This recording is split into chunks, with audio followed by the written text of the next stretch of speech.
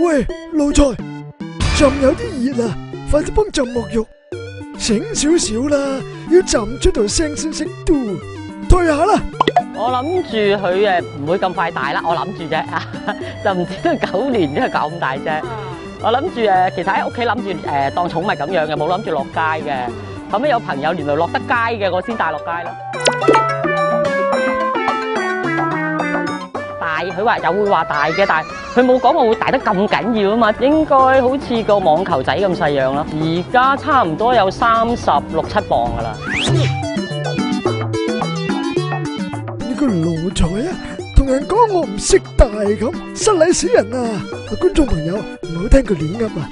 我哋其實係陸龜界嘅巨龜嚟噶，我哋全名叫筒鼻龜啊，都有人叫我哋做蘇卡達象龜，係全世界第3大嘅陸龜嚟噶，最大可以大到90 cm 長咧，同埋91公斤重噶，同埋最長命嘅同鄉咧係去到150歲啊！到時奴才你個孫咧要帶我落街做跑步中的龜啊！但係我嗰陣時未見過咁大隻㗎吓，可能喺電視先見嘅，咁我成日以為佢幾10年先會咁大㗎嘛。養唔養得落佢哋咧？暫時仲可以，因為我而家做咗個箱咧係2尺乘4尺嘅，即係好似 BB 床咁大咯，裝佢2個。到時如果瞓唔到咁大張咧，可能要好似衣櫃咁咧做高佢咯，咁可以做2層碌架床啊，唯有咁樣啦，咪推來推去咯喺屋企。冇咩忙，未見過浸用線啊！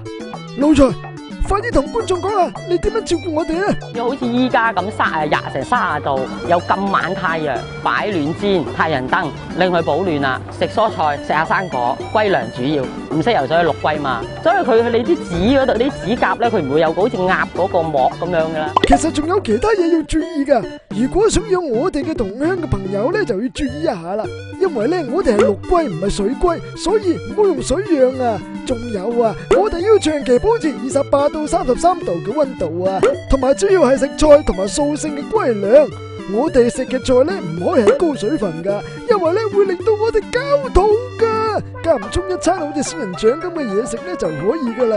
如果到大隻點算啊？你屋企都唔夠養啦已經。如果屋企就即係諗住送俾人啊定點啊？我諗睇下啲動物園愛唔愛咯。你個奴才啊，竟敢將我發配邊境，我今晚咧就要好好懲罰你。係啊，唔記得介紹我另一位朋友豹紋龜。